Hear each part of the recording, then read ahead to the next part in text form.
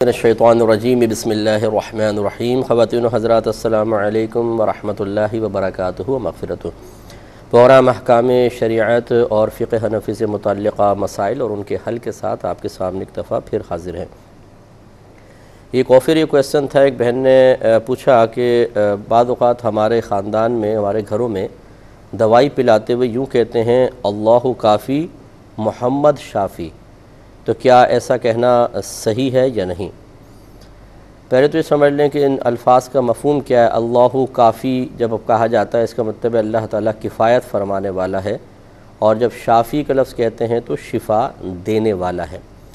तो अक्सर तो यही कहा जाता है अल्लाहु शाफ़ी, अल्लाहु काफ़ी, अल्लाह शिफ़ा देने वाला है, अल्लाह ताला किफ़ायत करने वाला है। हकीकतन फ़ाइल हकीकी अल्लाह तबारक व ताला है, वही शिफ़ा देता है, वही किफ़ायत फ़रमाता है, और अल्लाह ताला की अता के बग़ैर कोई ना किफ़ायत कर सकता है, ना कोई हमें शिफ़ा दे सकता है, ना कोई ज़रर का मालिक है, ना नफ़े का मालिक है। मेरा रब ही नफ़े, ज़रर, शिफ़ा और बीमार करने, किसी को ज़िंदा करने, किसी को मार देने का मालिक हकीकी है। लेकिन ये ज़रूर है कि अल्लाह तबारक व ताला बसा औक़ात मखलूक को ऐसी नेमतों से नवाज़ देता है, जैसे हज़रत ईसा अलैहिस्सलाम पैदाइशी अंधों को सिर्फ़ हाथ फेर कर बिनाई दे दिया करते थे। बर्स के मरीज़ों को अगर आप जिस्म पे हाथ फेरते तो वो ठीक हो जाया करते थे। इसी तरीक़े से दवा भी, अगर कोई ये कहे कि अल्लाह ताला शिफ़ा नहीं देता, दवा शिफ़ा देती है, तो वो काफ़िर मुशरिक हो जाए। अल्लाह तबारक व ताला ही दवा में असर पैदा करता है, और अल्लाह के असर पैदा करने से वो दवाई नफ़ा भी दे सकती है, ज़रर भी दे सकती है। और जब हम कोई दवाई खाते हैं उससे शिफ़ा हासिल हो जाए तो मजाज़न हम शिफ़ा की निस्बत उस दवाई की तरफ भी कर सकते हैं। यार इस खांसी के शरबत ने खांसी दूर कर दी, ऐसी शिफ़ा दी है, मज़ा आ गया। ये गोली खाई तो मेरा बुखार दूर हो गया, इस गोली से मुझे शिफ़ा हासिल हो गई। तो कोई भी इसको कुफ्र व शिर्क नहीं कहता। बस अब खुलासा कलाम ये है कि अफजल और औला तो यही है जो ये जुमला कहा जाता है कि अल्लाहु शाफ़ी, अल्लाहु काफ़ी, सबसे बेहतरीन जुमला है।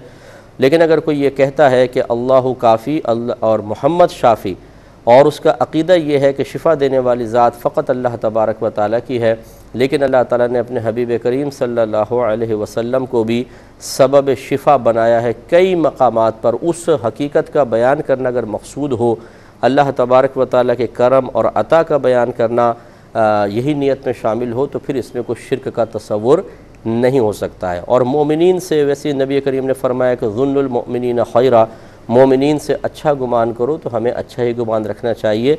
ये ऐसी चीज़ों को, जबकि कोई मोमिन और मुवाहिद ये कलाम कर रहा हो, उसे गलत मानी पर महमूल करना ये गलत होता है।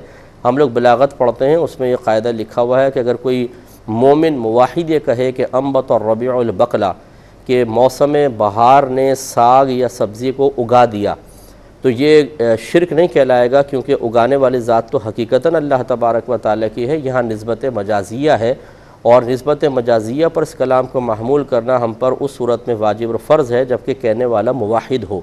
हाँ, अगर कोई काफिर व मुशरिक ये जुमला कहेगा तो हम इस जुमले को कुफ्रिया या शिरकिया कहेंगे, क्योंकि उसने एक मखलूक की तरफ उगाने की निस्बत कर दी है। हालांकि फ़ाइल तो अल्लाह तबारक व ताला होता है, तो वो हो सकता है कि शिरक ठहरा रहा हो, उसकी तरफ शिरक निस्बत कर सकते हैं, लेकिन मोमिन या मुवाहिद की तरफ नहीं। उम्मीद है कि आप बात समझ गए होंगे। एक कॉलर हमारे साथ हैं, पहले कॉल लेते हैं, फिर सवाल जवाब। अस्सलाम वालेकुम। अस्सलाम वालेकुम। जी वालेकुम अस्सलाम। हेलो मुफ्ती साहब, मेरा पहला सवाल ये है कि एक बच्ची की शादी हो रही है, वो पर्दा करती है, ये जो शरीयत को मतलूब है पर्दा। और उसकी शादी हो रही है तो उसने ये कहा है कि मैं चादर ओढ़ के बैठूंगी हाल में जैसे दुल्हनें बैठती हैं। तो अब जहाँ वो खुद आलिमा है लड़की, जहाँ जा रही है वहाँ पे माहौल आलिमाना ही है, लेकिन लड़के वाले ये कह रहे हैं कि रिवाज नहीं है इस तरह से दुल्हन के बैठने का, लोग खामखा बातें बनाएंगे। और उसका कहना ये है कि भले लेडीज पोर्शन जेंट्स पोर्शन अलग ही होते हैं, लेकिन अक्सर औकात ऐसा ही देखा गया है जेंट्स आ ही जाते हैं लेडीज पोर्शन में। तो उसकी वजह ये है वो चादर पहनना चाहती है, तो इस बारे में थोड़ा कलाम फरमाइएगा, क्या करें? मतलब लड़के वाले क्या कह रहे हैं, आप बिल्कुल चादर भी ना लो?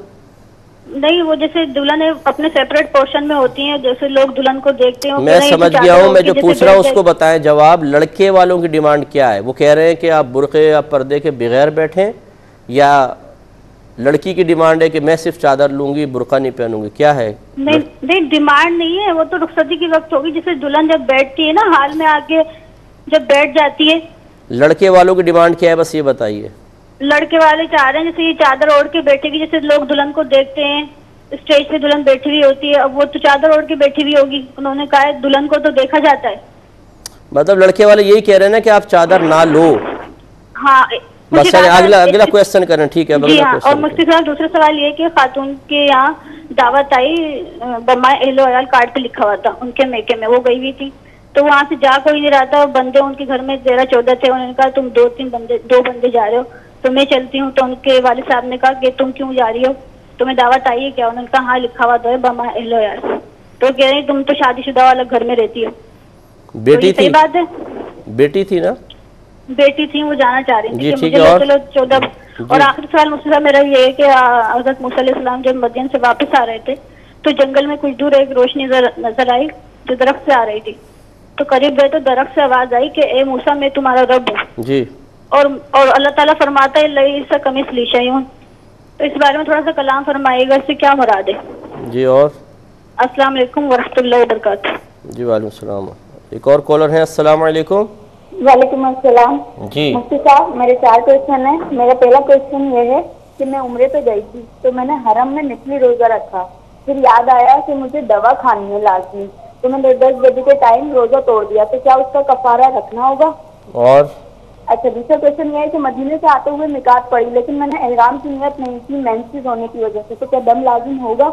اور اچھا تیسرا کویشچن یہ ہے کہ میرے پاس سونا رکھا ہوا ہے، وہ میں نے حج کی نیت سے رکھا ہوا تھا کہ میں حج پہ جاؤں گی تو اسے بیچ کے اور چلی جاؤں گی، لیکن پھر میرے شوہر نے اور میں نے مشورہ کیا کہ ابھی حج پہ جانا نہیں ہو رہا ہے تو اس کو بیچ کے کچھ کاروبار کر لیتے ہیں، جیسے کوئی دوسرے کاروبار کر لیتے ہیں، تو کیا میں اس کو بیچ کے کاروبار کر سکتی ہوں کیونکہ میں نے وہ حج کی نیت سے رکھا تھا؟ اور اچھا چوتھا کویشچن یہ ہے کہ حتیم اور ریاض الجنہ میں نماز پڑھنے کا کافی ثواب ہے، لیکن آپ جانتے ہیں کہ وہاں رش میں کیسی دھکم پہلی ہوتی ہے، تو کیا وہ نماز ہو جائے گی؟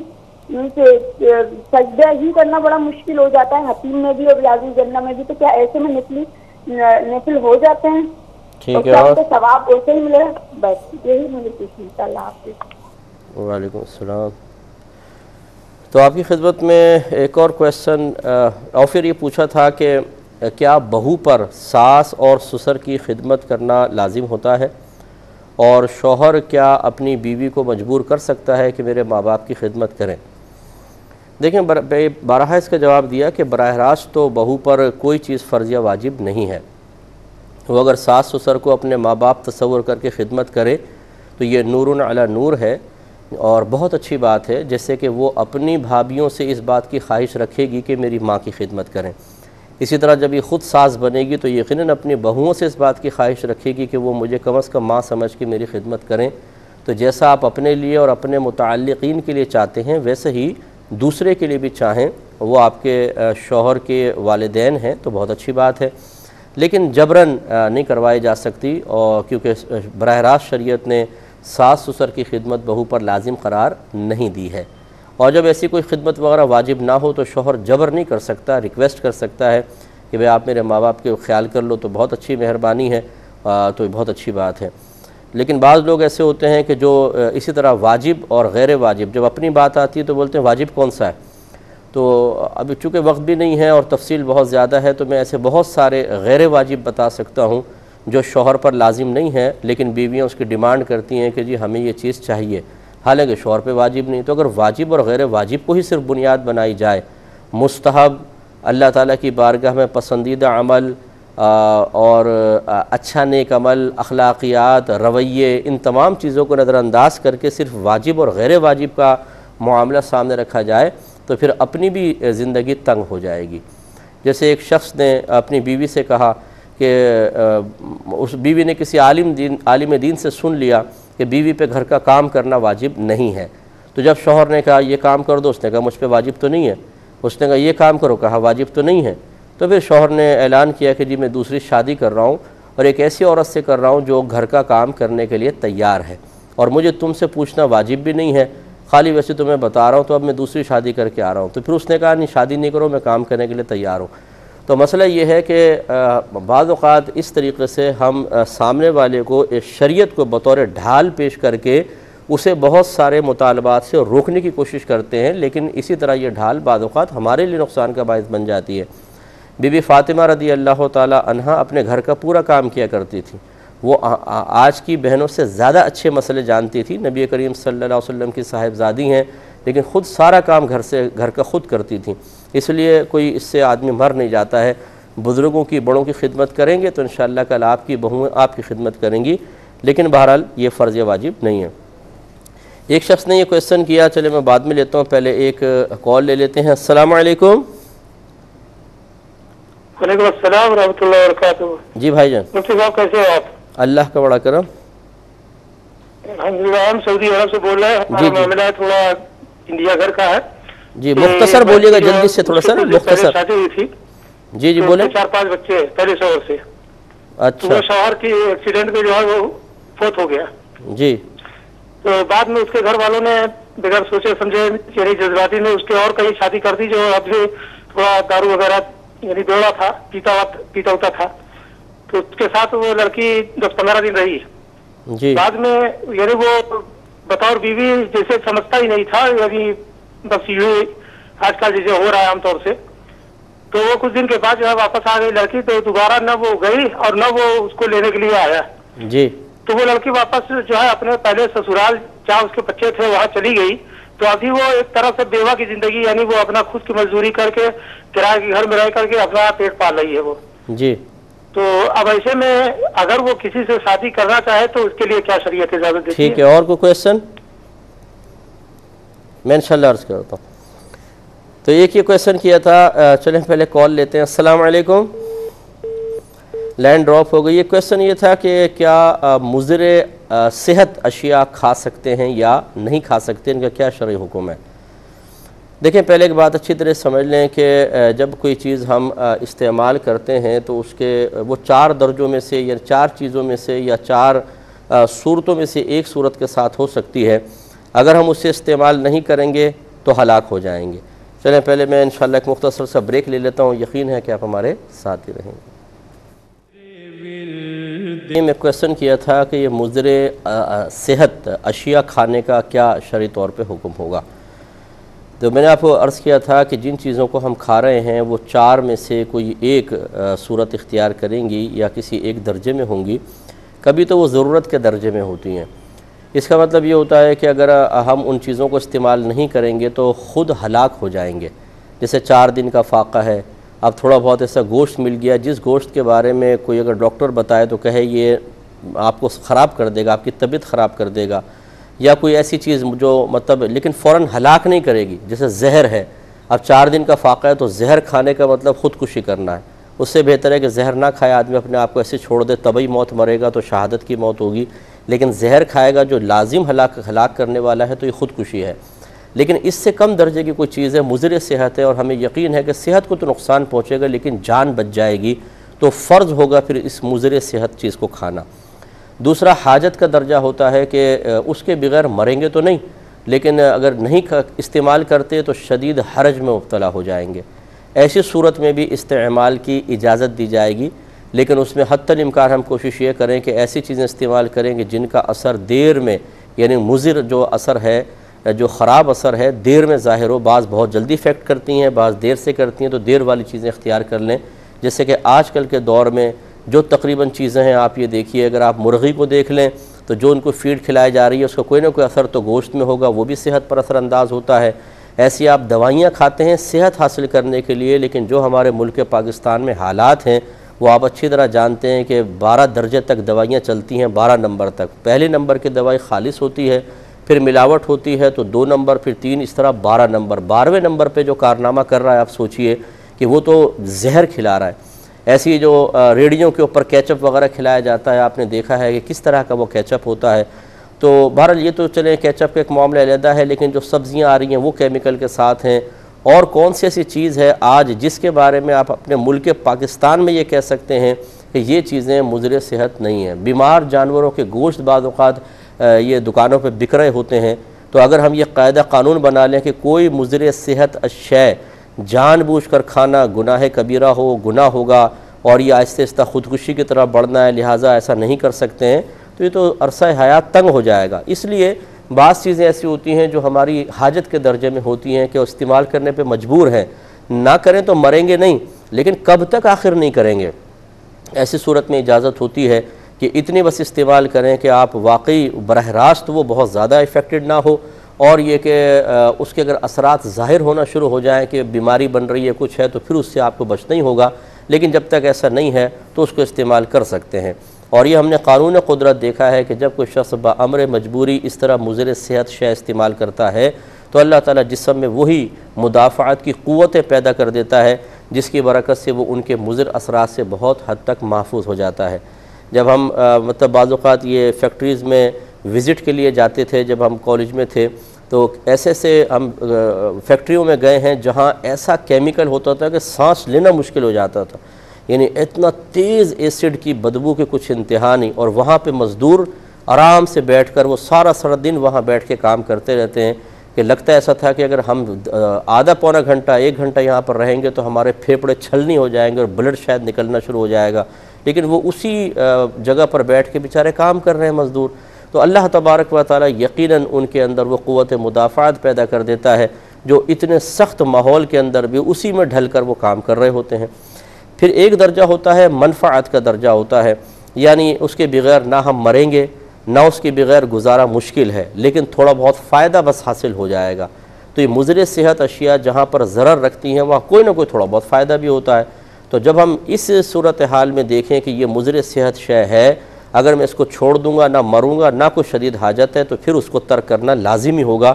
اب صرف تھوڑی بہت منفعت کو دیکھ کر اس کو استعمال کرنا شرعاً جائز نہیں ہے، جیسے سگریٹ وغیرہ ہے، گٹکے ہیں، پان ہیں، اسی طرح اور تھوڑے نشے کی چیزیں کہ جو زیادہ آدمی کو مطلب مخبوط الحواس سا نہیں کر دیتی ہیں، ان چیزوں کے اندر تھوڑے بہت فائدے ہیں، حفظ نفس بھی ہوتا ہے، بعض اوقات تھوڑے بہت کوئی فائدہ بھی حاصل ہو جاتا ہے، لیکن ان کے مضر اثرات زیادہ ہیں اور ان سے بچنا کوئی مشکل نہیں ہے، نہ اس سے کوئی ہلاک ہوتا ہے نہ زندگی بہت اجیرن ہو جاتی ہے، لہٰذا ان چیزوں کو تو چھوڑنا ہی ہوگا۔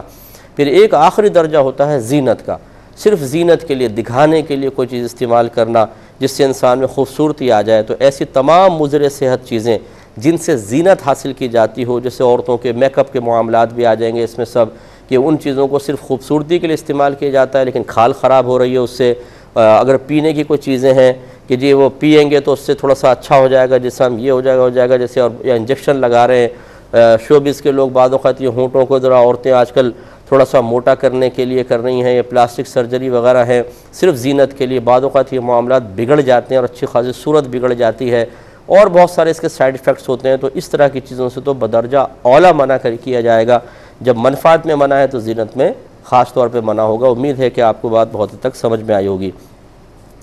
ایک یہ کویسچن کیا کہ ایک لڑکی ہیں، وہ عالمہ ہیں، وہ چاہتی ہیں کہ میں شادی جب ہو تو برقع تو نہیں پہن سکتی لیکن کم از کم چادر پہن کر شادی ہال میں بیٹھوں، کہ اگرچہ سیپریٹ ہوتا ہے لیکن بعض اوقات مرد ویٹر وغیرہ آ جاتے ہیں، غیر مرد بھی آ جاتے ہیں تو نظر نہ پڑے، جبکہ سسرال والوں کی ڈیمانڈ یہ ہے کہ یہ چادر نہ پہنے کیونکہ بھی دلہن کو دیکھا جاتا ہے۔ کیا حکم شرع ہوگا؟ دیکھیں مسئلہ یہ ہے کہ بہرحال یہ باتیں لوگ اب سنتے نہیں ہیں، سمجھتے نہیں ہیں، لیکن شادی بیاہ ہو یا موت میت ہو، آپ کو بہت بڑا انعام حاصل ہو چکا ہو یا آپ کسی گہرے صدمے میں چلے گئے ہوں، ہماری شریعت بدلتی نہیں ہے، رب وہی رب رہتا ہے، رسول وہی رسول رہتے ہیں، قرآن وہی رہتا ہے، اس کی تعلیمات وہی رہتی ہیں۔ لہذا دلہن بننے کا مطلب یہ نہیں اگر کسی بچے کو دلہن بنایا تو جی اس کے لیے اب نماز قضا کرنا بالکل جائز، کیونکہ جی بیوٹی پارلر لے کے جائیں گے اس کو مغرب کے ٹائم میں اور پھر یہ سج بمر سنور کر آئے گی وہاں سے واپس 3-4 گھنٹے میں، تو اب نماز کیسے پڑھے گی؟ تو اس لیے آج کی نماز معاف۔ یہ حرام اور گناہ کبیرہ ہے، ایسی خوشی کے اندر مشغول ہو جانا جس میں اللہ تبارک و تعالیٰ کی نافرمانی انتہائی جرأت مند اور بے دردی کے ساتھ کی گئی ہو، اس کے منفی اثرات آئندہ زندگی پہ ضرور مرتب ہوتے ہیں، چاہے آپ اس کو مانیں یا نہ مانیں، ضرور بے برکتیاں پیدا ہوتی ہیں۔ اسی طرح یہ بے پردگی ہوتی ہے کہ ویٹر آ رہے ہیں، سب کچھ آ رہے ہیں، دلہن کو سامنے، بلکہ بعض اوقات وہ دولہا کو بھی لا کے بٹھا دیتے ہیں، پھر اس کے سارے وہ کزنز وغیرہ بھی آ جاتے ہیں، اب سب وہ بدنگاہی چل رہی ہوتی ہے، کسی کی نیت کا ہمیں کیا پتہ کون کس نیت کے ساتھ دیکھ رہا ہے، پھر وہ پکچر کھینچ لیتے ہیں، محفوظ کر لیتے ہیں اپنے پاس، یہ قطعاً غیر مناسب ہے۔ لہٰذا اس بچی کی ڈیمانڈ بالکل ٹھیک ہے، سسرال والوں کو چاہیے کہ اس پر تھوڑا سا خیال کریں، حیا کا تقاضا یہی ہے کہ چاہے شادی بیاہ ہو کچھ ہو، وہ آپ کے گھر کی عزت ہے، اسے دوسروں کی نگاہوں سے محفوظ کرنا یہ آپ کی ذمہ داری ہے۔ تو لہٰذا بچی اگر چادر پہن کے بیٹھ رہی ہے بالکل ٹھیک کر رہی ہے، بلکہ سسرال والوں کو چاہیے کہ ڈیمانڈ کریں، جب آپ جانتے ہیں کہ وہ ایک عالمہ ہے، آپ ایک عالمہ سے شادی کرنا چاہتے ہیں اپنے بچے کی، تو پھر اس عالمہ کے بارے میں تھوڑا سا غور کریں، اسے ایسی بری مثال نہ بنائیں کہ آئندہ زندگی میں اگر وہ کسی کو تبلیغ دین کرے تو عورت جواب میں کہے کہ ہاں دیکھا تھا جب تم شادی کے اندر بیٹھی ہوئی تھی نا، بڑی آ کے تبلیغ دین کر رہی تھی، اس وقت تو بڑی منہ کھول کے بیٹھی ہوئی تھی، اب بتائیں وہ بچی کیا کرے گی؟ تو ایسی آزمائش میں اس کو مبتلا نہ کریں کہ آئندہ پوری زندگی اس کے لیے کم از کم پردے کے موضوع پہ کلام کرنا مشکل ہو جائے۔ یہ اگر ایسا ہوگا تو پھر جو سسرال والے ہیں ان کے لیے بہت بڑا گناہ جاریہ ہو سکتا ہے، اس لیے تھوڑا سا اس میں خیال کیا جائے۔ یہ کہتے ہیں کہ کسی کو شادی کارڈ پہنچا کہ جی آپ بما اہل و عیال آ جائیں، تو گھر میں سے کچھ افراد نہیں جا رہے تھے، تو ایک شادی شدہ جو ان کی بیٹی تھی وہ گھر آئی ہوئی تھی، اس نے کہا چلو میں چلی جاتی ہوں۔ ابا جان نے منع کیا تو کہنے لگی کہ میں بھی اہل و عیال میں تو ہوں، تو مجھے بھی آپ بھیج دیں، اس میں کوئی حرج نہیں ہے۔ تو دیکھیں مسئلہ یہ ہوتا ہے کہ جب یہ کہا جاتا ہے بما اہل و عیال، تو اس سے مراد یہ ہوتا ہے کہ جو اس گھر میں رہنے والے افراد ہیں، اس میں پھر میاں بیوی بھی آئیں گے اور ان کے وہ بچے جو غیر شادی شدہ ہوتے ہیں اسی گھر میں رہتے ہیں۔ لہٰذا اگر بالفرض بیٹے کی شادی ہو گئی، بعض اوقات ہمارا عرف جو ہم نے مشاہدہ کیا وہ یہی ہے کہ اس شادی شدہ بیٹے کے لیے پھر علیحدہ شادی کارڈ بھیجا جاتا ہے، اس کو باپ کو نہیں بھیجتے ہیں، اور پھر بیٹی جو رخصت ہو کے اپنے سسرال چلی گئی وہ تو بالکل ذہن کے اندر نہیں ہوتی کہ وہ بھی آ جائے۔ اس لیے یہ بچی کی ڈیمانڈ یا بچی کا مطالبہ یا بچی کی دلیل صحیح نہیں ہے، اور شاید یہ اس وعید کے تحت آ جائے کہ نبی کریم صلی اللہ علیہ وسلم نے ارشاد فرمایا جو کسی دعوت میں بغیر بلائے گیا تو وہ چور ہو کے گھسا اور ڈاکو بن کے نکلا، کیونکہ چپکے سے گھسے گا آدمی یہ چوری ہے، اور پھر سب کے سامنے وہ ناجائز مال کھا رہا ہے کیونکہ اس کو بلایا تو تھا نہیں، تو یہ ڈاکہ ہے، سب کے سامنے اگر لوٹ مار کریں تو اس کو ڈاکہ کہتے ہیں۔ تو میرے آقا صلی اللہ علیہ وسلم نے اس سے منع فرمایا، اس لیے اس بچی کو چاہیے کہ صبر و تحمل کرے، بازار سے پیزا منگوا لے، لیکن اچھے کھانوں کی طلب میں ایسا نہ کرے کہ وہاں پہ چور بن کے گھسے اور ڈاکن بن کے نکلے۔ ایک یہ کہتے ہیں کہ جب حضرت موسیٰ علیہ السلام مصر واپس آ رہے تھے تو راستے میں سردی بہت زیادہ تھی، تو ایک دور چنگاری نظر آئی، وہاں پر گئے تو دیکھا ایک درخت سے روشنی آ رہی تھی، اور اس درخت کی ایسی آواز آئی کہ اے موسیٰ میں تیرا رب ہوں، اور کہتی ہیں لیکن آیت تو یہ کہتی ہے لیسا کمثلہ شیء، اللہ کی مثل کوئی شے نہیں ہے، تو پھر یہ کیسے آواز آئی؟ دیکھیں ان دونوں کے اندر کہاں آپ نے رابطہ ملا دیا۔ اللہ تبارک و تعالیٰ تو ارشاد فرما رہا ہے کہ اللہ تعالیٰ کی مثل کوئی شے نہیں ہے، تو یقیناً کوئی بھی شے نہیں، وہ درخت کیا اللہ کی مثل تھا؟ معاذ اللہ ثم معاذ اللہ، ایسا تو نہیں ہے۔ یہ جو تھا معاملہ یہ ہوتا ہے کہ بسا اوقات اللہ تبارک و تعالیٰ کا پیغام ہوتا ہے اور اللہ تعالیٰ کسی اور کے ذریعے اس کو حکایت کرواتا ہے، اس کو حکایت کرنا کہتے ہیں۔ جیسے میں آپ کو ایک پرچے پہ لکھ کر دوں، اس پہ لکھا ہو جیسے میں لکھ رہا ہوں پہلے کہ میں آپ کو حکم دیتا ہوں کہ آپ یہ 4 کام فوراً سے پیشتر کریں، اب میں آپ کو دے کر کہوں کہ جا کر فلاں لوگوں کے سامنے بعینی اس کو پڑھ کے سنا دیں، اب آپ اس کو سنا رہے ہیں، میں آپ کو حکم دیتا ہوں، تو کیا آپ حکم دے رہے ہیں یا میرا جو لکھا ہوا ہے وہ پڑھ کر سنا رہے ہیں؟ تو اس کا مطلب یہ ہے کہ جب آپ متکلم کا صیغہ بھی استعمال کر رہے ہیں تو اپنی طرف سے نہیں کر رہے، بلکہ جو میں نے لکھا ہے اس کو آپ بیان کر رہے ہیں۔ تو جب دوسرے کی بعینی تحریر اس کا کلام آپ بیان کر رہے ہوتے ہیں تو اس کو حکایت کرنا کہتے ہیں۔ تو ہوتا یہ ہے کہ اللہ تبارک و تعالیٰ کا کلام آواز سے پاک و صاف ہے، الفاظ کی قید سے پاک و صاف ہے۔ بعض اوقات وہ اپنا پیغام اگر بھیجوانا چاہتا ہے تو وہ درخت پہ اللہ نے درخت کو یہ قوت گویا عطا فرمائی، وہ اللہ کا پیغام سنا رہا تھا، اللہ کی طرف سے بات کر رہا تھا، نہ کہ وہ رب بن گیا تھا معاذ اللہ۔ جس طریقے سے بادشاہ ہوتے ہیں وہ پیغام بھیجواتے ہیں تو ان کے جو منادی ہوتے ہیں وہ بیان کرتے ہیں، اسی طریقے سے اگر آپ حدیثوں کو دیکھیں گے بروز قیامت لکھا ہوگا کہ اللہ تعالیٰ بندوں سے کلام فرمائے گا اور یوں کہے گا، تو کیا وہ اللہ تعالیٰ فرما رہا ہوگا؟ نہیں، وہ ایک فرشتہ کہہ رہا ہوگا اللہ تعالیٰ کے حکم سے، لیکن وہ فرشتہ اللہ تعالیٰ کے جو بھی اللہ نے بیان فرمانا ہے اسے اللہ تعالیٰ کی طرف سے اس طرح بیان کر رہا ہوگا کہ اگر آپ اللہ تعالیٰ سے یا کسی بھی ذات سے قطع نظر دیکھیں تو ایسا لگے گا فرشتہ اپنے پاس سے بیان کر رہا ہے۔ جیسے متکلم کے صیغے، میں آپ کو کہتا ہوں ایسا کریں، میں تمہیں کہتا ہوں ایسا کرو، تو میں تمہیں کہتا ہوں ایسا کرو، لیکن وہ اس کا اپنا کلام نہیں ہوگا، وہ اللہ تبارک و تعالیٰ کا کلام ہوگا۔ تو امید ہے کہ یہاں پر اگر کسی دوسرے کے کلام کو حکایت کریں تو اس میں کسی کی مثل ہونے کا شائبہ کیسے پیدا ہو گیا؟ تو یہ دونوں الگ الگ چیزیں ہیں، ان کو ملایا نہ جائے۔ ایک مختصر سا بریک لیں گے، ہمیں یقین ہے آپ ہمارے ساتھ ہی رہیں گے۔ بسم اللہ الرحمن الرحیم۔ ایک کویسچن کیا، یہ بہن کہتی ہیں کہ میں عمرے پہ گئی تو میں نے نفلی روزہ رکھ لیا، پھر مجھے یاد آیا کہ ایک دوا کھانا لازم تھی تو میں نے اس دوائی کے لیے اپنے روزے کو توڑ دیا، تو کیا اس پر کوئی کفارہ ہوگا یا نہیں ہوگا؟ دیکھیں، روزے پہ کفارے کے لیے ضروری ہے کہ وہ رمضان کا ادا روزہ ہو۔ ادا، اگر آپ رمضان کا کوئی قضا روزہ کر رہی ہیں، ادا کر رہی ہیں، جیسے بہنوں کے مخصوص ایام میں روزے نکل جاتے ہیں اور اسے بھی اگر عورت جان بوجھ کر توڑ دے تو کفارہ نہیں ہوگا۔ یہ صرف جو رمضان کا، جیسے رمضان چل رہا ہے اور آپ ادا روزہ رکھ رہی ہیں، پھر آپ اس کو جان بوجھ کے توڑتی ہیں، چند اور شرائط بھی اس میں ہوتی ہیں، پھر کفارہ لازم ہوتا ہے۔ تو لہٰذا معلوم ہوا کہ جب رمضان کا قضا روزہ ادا کر رہی ہوں تب بھی کفارہ نہیں ہے، تو پھر نفلی روزہ تو اس سے کم درجے کا ہوتا ہے، لہٰذا اس میں اگر آپ خدا نخواستہ جان بوجھ کے توڑ بھی دیتی ہیں، بغیر مجبوری کے توڑنا بھی نہیں چاہیے، لیکن اگر کوئی صحیح مجبوری آپ نے توڑ دیا تو انشاءاللہ گناہ گار بھی نہیں ہوں گی اور اس پہ کفارہ نہیں ہے، صرف ایک قضا ہے۔ آئندہ کبھی بھی زندگی میں آپ کو موقع مل جائے تو ایک روزہ بطور قضا رکھ لیجئے گا۔ ایک ہی کہتی ہیں کہ مدینے سے مکے کی طرف یہ آ رہی تھیں اور مخصوص ایام تھے، تو انہوں نے نیت نہیں کی اور اسی طرح میقات کراس کر کے آ گئیں۔ غالباً ان کا گمان یہی تھا کہ میں ناپاکی کی حالت میں ہوں تو شاید نیت کی اہل نہیں ہوں، تو اس لیے نیت نہیں کی، تو کیا اس پہ کوئی دم وغیرہ لازم ہوگا یا نہیں ہوگا؟ دیکھیں، جب بھی آپ میقات سے گزرنے لگیں تو یہ قاعدہ شرعیہ، اصول شرعیہ یا حکم خداوندی یاد رکھیے کہ احرام کی نیت کرنا لازم ہے۔ عمرے کا احرام یا حج کا سیزن ہے تو حج کا احرام، چاہے آپ پاک ہوں یا ناپاک، ناپاکی کی حالت میں بھی نیت احرام کی جا سکتی ہے اور آپ حالت احرام میں داخل ہو جائیں گی۔ بس یہ ہے کہ اگر آپ مکے پہنچ جاتی ہیں تو عمرہ اس وقت تک نہیں کریں گی جب تک آپ جب تک اس ناپاکی کی حالت میں ہیں۔ جب آپ کے ایام گزر جائیں غسل کریں اور یہ آپ کی حالت احرام باقی رہے گی ناپاکی کے ایام میں بھی، حتیٰ کہ غسل سے بھی کوئی احرام کی حالت ختم نہیں ہوتی، پھر آپ عمرہ کریں۔ لہٰذا معلوم یہ ہوا کہ آپ چونکہ بغیر نیت کے وہاں سے گزر گئیں تو آپ پہ دم لازم ہو گیا ہے۔ اب حدود حرم میں ایک جانور آپ کو ذبح کرنا ہوگا، بکرا یا دمبا، چاہے آپ خود جا کر لیں یا کوئی عمرے پر جائے یا حج پر جائے اس کو پیسے دے دیں وہاں پر وہ، لیکن حدود حرم میں ذبح کرنا ہوگا۔ اپنے گھر پہ آپ اس کو نہیں کر سکتے، پاکستان یا ہندوستان میں وہیں پہ کرنا ہوگا، تو آپ کا دم ادا ہو جائے گا۔ یہ کہتی ہیں کہ میں نے کچھ سونا جمع کر کے رکھا تھا اور نیت یہ تھی کہ جب حج کرنے کا موقع آئے گا تو میں بیچ کر پھر حج کے پیسے دے دوں گی، لیکن پھر کچھ حالات ایسے ہوئے تو ان کے شوہر نے کہا کہ ایسا کرو، اس کو بیچ کر ہم کاروبار میں لگا لیتے ہیں، حج بعد میں کر لیں گے، تو کیا میں ایسا کر سکتی ہوں یا نہیں؟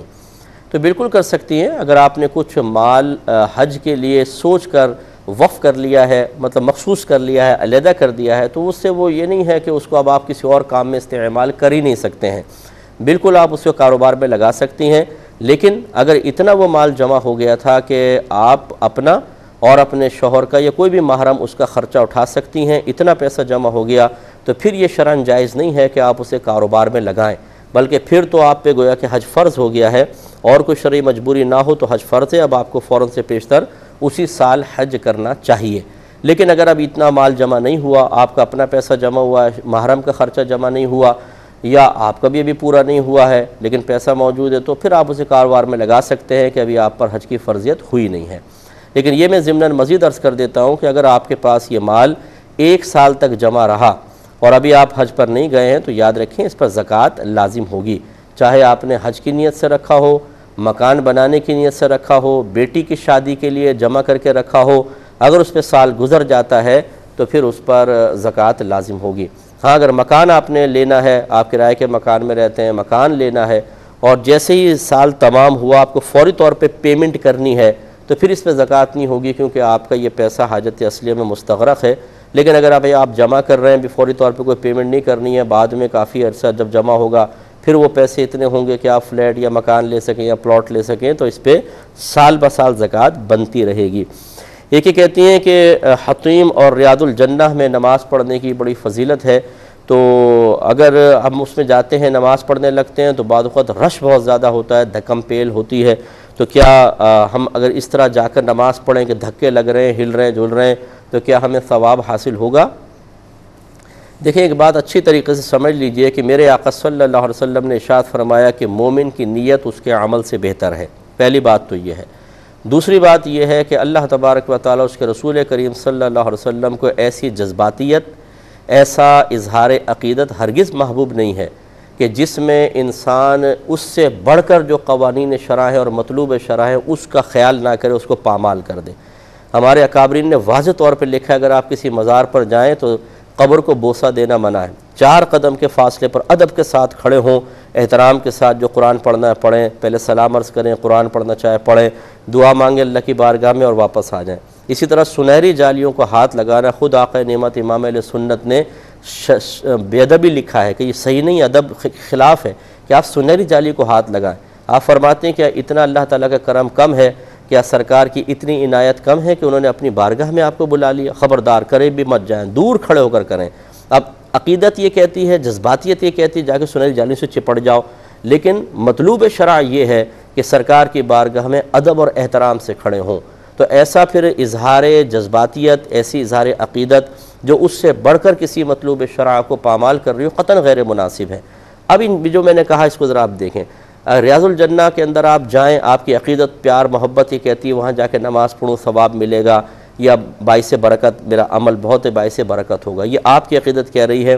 شریعت نے وہاں پہ نماز پڑھنا کوئی فرض یا واجب قرار نہیں دیا، لیکن خشوع و خضوع کے ساتھ نماز پڑھنا، یکسوئی کے ساتھ اللہ کی طرف متوجہ ہو کر، یہ مطلوب شرع ہے۔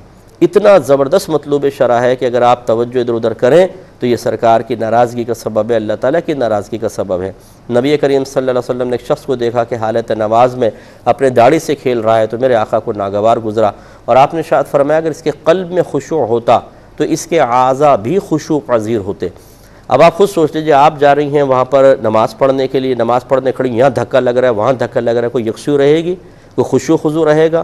پھر اس میں مرد بھی ہوں گے، عورت بھی ہوں گے، کیونکہ کوئی ہماری عورتیں تمیز نہیں کرتی ہیں جب حجر اسود کو چومنے کے لیے جاتی ہیں۔ اب یہ بھی ایک مستحب کام ہے، زیادہ سے زیادہ آپ یہ کہہ لیں سنت، لیکن اس طرح چومنا سنت نہیں ہے کہ رش کے اندر عورت گھس جائے، یہ کون سا سنت ہوگا؟ یہ تو خلاف سنت ہے، بلکہ یہ مکروہ ہے، بلکہ بعض صورتوں میں حرام بھی ہے کہ اگر مرد چمٹے ہوئے ہیں وہاں پر اور عورت اس کے بیچ میں گھس جائے تو یہ کون اس کو کہے گا کہ مستحب اور سنت ہے؟ کہ معاذ اللہ یہ سنت ہے کہ نامحرموں کے درمیان گھس جایا جائے؟ چومنا سنت ضرور تھا، لیکن اس انداز سے چومنا ہرگز سنت نہیں ہے۔ یہ عورتیں بالکل پرواہ نہیں کرتی ہیں، اندر گھس جائیں گی، مردوں سے جسم ٹکرا رہا ہے، پس رہی ہیں مردوں کے درمیان، لیکن یہ عقیدت ہے ہماری۔ یہ بولتے ہیں جی ہمارا اور اللہ کا معاملہ ہے۔ ارے بھائی، اس طرح کے جملے کہہ کر آپ شریعت کے مطلوب کو بدل دیں گے؟ سارے علماء بے وقوف اور پاگل بیٹھے ہوئے ہیں، تمام 1500 سال کے جو فقہا تھے، جو صحابہ کرام نے ادب اور احترام کے ساتھ حج اور عمرے کی اور حجر اسود کو بوسے دیے ہیں، جو انبیاء علیہ السلام نے قوانین شرع کی پیروی کی ہے، ان کا خیال کیا، ان کا لحاظ کیا ہے، ان سب کی سوچ فکر، ان کا تقوی پرہیزگاری اور احکام خداوندی پر عمل ایک طرف، اور آپ کی عجیب و غریب سوچ ایک طرف۔ ارے جی ہمارا اور اللہ کا معاملہ ہے، جی آپ نہیں جانتے تو عشق کے معاملات ہم یہ نہیں جانتے، یہ جانتا ہے پپو 15ویں صدی ہجری میں جو پیدا ہوا، یہ جو خواتون جن کو الف بے دین کی نہیں آتی بعض اوقات، وہ اس طریقے سے معاملات کرتے ہیں، اور جب کوئی سمجھانے لگتا ہے تو پھر اس طرح کا جملہ کہہ دیتے ہیں کہ سننے والے ان کی اس بات سے متاثر ہو جاتے ہیں۔ نہیں بھائی دیکھو جذبہ ہے، بھائی جذبہ ہے، یہ تو مولوی لوگ تو کہتے رہتے ہیں حرام ہے یہ حلال ہے، حرام ہے حلال ہے، مولوی لوگ نہیں کہتے، قرآن کہتا ہے، حدیث کہتی ہے، آپ کا رب فرماتا ہے، آپ کے رسول فرماتے ہیں۔ اٹھا کے پڑھیں ذرا حدیثیں، نبی کریم نے معاذ اللہ کبھی ایسا ہوا ہے کہ کسی اللہ تعالیٰ کے حکم کو ایک طرف رکھ کر اپنی سوچ اور فکر یا جذباتیت کو معاذ اللہ ثم معاذ اللہ غلبہ دے کر اس کے خلاف عمل کیا ہو، صحابہ کرام کو ترغیب دی ہو؟ آپ کیسے آ گئے؟ یعنی آپ اپنی مرضی سے کچھ بھی کریں، اللہ تعالیٰ آپ کی مرضی کا پابند ہو گیا ہے کہ جیسے آپ کے جذباتیت اور آپ کے مطلب فیلنگز ہیں، اللہ تعالیٰ اس کے مطابق آپ کو اجر و ثواب عطا کرے۔ یہ اس سے بڑھ کر شیطان کا دھوکہ اور کچھ بھی نہیں ہو سکتا۔ تو خلاصہ کلام یہ میری بہن، آپ وہاں پر دیکھیں اگر رش وغیرہ ہے دور ہٹ کے نماز پڑھیں۔ اور اب وہ حدیث جو میں نے شروع میں بیان کی، سرکار نے فرمایا مومن کی نیت اس کے عمل سے بہتر ہے۔ آپ کی نیت تھی میں وہاں جا کر پڑھوں، تو آپ کی نیت آپ کے عمل سے بہتر ہے۔ بعض اوقات آپ نیت کرتے ہیں، اخلاص سے کرتے ہیں، پورے عمل کا ثواب ملے گا، لیکن جب آپ عمل کرتے ہیں اس میں ریاکاری آ جاتی ہے۔ جیسے آپ گئیں، نہ خشوع ہے نہ خضوع ہے، بس میں پڑھ کر آ گئی میں ریاض الجنہ میں۔ کیوں پڑھ کر آئیں؟ لوگوں کو سنانے کے لیے کہ آپ بتائیں کہ جی میں ریاض الجنہ میں پڑھ کر آئی تھی۔ اس طرح کی نماز جو دھکم پیلم میں ہو، جس میں نہ خشوع ہو نہ خضوع ہو نہ استغراق نہ توجہ ہو، یہ تو مطلوب شرعی نہیں ہے۔ اس کا مطلب ہے کہ شریعت کا مطالبہ پیش نظر نہیں ہے، اپنے نفس کی تسکین، اور پھر یہ خیال کہ جب جا کے لوگ ہم سے پوچھیں گے کہ بھئی ریاض الجنہ میں نماز پڑھی تھی، تو ہم فخر سے بتائیں گے کالر سیدھے کر کے جی ہاں پڑھی تھی، ہم گئے تھے وہاں پہ پڑھی تھی۔ یہ سنانے اور دکھانے اور اپنے نفس کو خوش کرنے کے لیے جو بعض اوقات ہم عبادات اختیار کرتے ہیں یہ ہو سکتا ہے کہ آخرت میں وبال جان بن جائیں۔ یہ اس لیے اصول یاد رکھیے کہ اللہ تبارک و تعالیٰ، اس کے رسول یا قانون شرع یا احکام شرع آپ کی جذباتیت کے تابع نہیں ہوں گے معاذ اللہ ثم معاذ اللہ۔ ہمیں اپنی فیلنگز کو، اپنے جذبات کو، اپنے احساسات کو، اپنے شوقوں کو ان کے تابع کرنا ہوگا، ان کے احکام کے تابع کرنا ہوگا، تب کچھ ہوگا، ورنہ نقصان ہے۔ یہ کہتی ہیں کہ ایک لڑکی تھی، اس کے شوہر فوت ہو گئے، 4 بچے تھے، بعد میں گھر والوں نے دوسری جگہ شادی کر دی، لیکن شوہر نے اس کی قدر نہ کی، 15 دن تک اس کے پاس رہی ہے۔ پھر اس نے وہ چلا گیا کہیں پر، تو یہ واپس اس سسرال میں چلی گئی جہاں اس کے بچے تھے، اور وہاں پر یہ کافی عرصے تک رہی۔ اب گھر والے چاہتے ہیں اس کی کہیں اور شادی کر دیں، تو کیا یہ شادی کر سکتی ہے؟ تو جی بالکل نہیں کر سکتی، کیونکہ یہ دوسرے شخص کی منکوحہ ہے۔ اگر وہ نکاح بالکل شریعت کے مطابق ہے، گواہوں کی موجودگی میں گھر والوں نے اس کے اپنی مرضی سے کیا ہے، تو یہ بالکل نکاح ویلڈ تھا، وہ اس کا شوہر ہے۔ جب تک وہ طلاق نہ دے، جب تک خلع نہ کرے، اگر 50 سال بھی اس سے علیحدہ رہے گی تو اسی کی بیوی ہوگی، اسی کی منکوحہ ہوگی، اور جب تک اس کی منکوحہ ہے، کسی کے نکاح میں ہے، یہ دوسری شادی کر ہی نہیں سکتی ہے۔ اگر بالفرض کو جاہل قسم کا آدمی کہے کہ چلو ہم کروا دیتے ہیں، گواہ بٹھا دیا آپ نے، کوئی شخص بھی بٹھا دیا، ایجاب و قبول بھی ہو گیا، تو شریعت اس نکاح کے وجود کو ہی نہیں مانے گی، کیونکہ جب ایک عورت منکوحہ ہوتی ہے تو وہ چاہے ایجاب و قبول بھی کر لے ظاہری اعتبار سے، حسن ایک مجلس سے نکاح بھی قائم کر دی جائے، لیکن اس کا شرعی وجود کبھی پیدا نہیں ہوگا، وہ شخص اس کا شوہر نہیں بنے گا۔ لہذا جب نہیں بنے گا تو گویا کہ یہ مثل اجنبی کے رہیں گے۔ 2 اجنبی مرد و عورت اگر ایک ساتھ رہیں تو آپ جانتے ہیں کہ وہ حرام اور گناہ کبیرہ، اور جسمانی تعلق جو ہوگا وہ کیا شرعی حیثیت رکھے گا وہ آپ کو معلوم ہے۔ اب چونکہ تقریباً ہمارے پروگرام کے وقت ختم ہو رہا ہے، کچھ آفر کویسچنز تھے جو ابھی میں نہیں لے سکا، انشاءاللہ کل کے پروگرام میں اگر زندگی رہی تو رات 9 سے 10 بجے دوبارہ حاضری کا شرف حاصل ہوگا، اس میں انشاءاللہ پہلے ان کے جوابات دیے جائیں گے۔ ای میل ایڈریس چل رہا ہوگا، آپ اس پر میل کر سکتے ہیں۔ اس طرف سے اگر کبھی کمی یا دیر محسوس ہو تو پھر مفتی اکمل QTV2 والا جو میرا پرسنل ای میل اکاؤنٹ ہے اس پہ بھی آپ بھیج سکتے ہیں۔ کبھی ایسا ہوتا ہے کہ بہت زیادہ میلز آ جاتی ہیں تو ایک جگہ ہی کور کرنا مشکل ہو جاتا ہے، تو وہاں پہ آپ بھیج سکتے ہیں۔ اب اپنے میزبان کو، ہمارے QTV کی پوری ٹیم کو اجازت مرحمت فرمائیں، آپ ہمارے لیے دعا کیجیے، ہم آپ کے لیے دعا گو ہیں کہ اللہ تبارک و تعالیٰ آپ کو دنیا اور آخرت میں سرخور رکھے، احکام شرع کو اپنے جذبات، اپنی فیلنگز پر غالب کرنے کی توفیق عطا فرمائے، اور اپنے آپ کو ان کو مغلوب بنائے۔ آمین۔ وآخر دعوانا ان الحمد للہ رب العالمین۔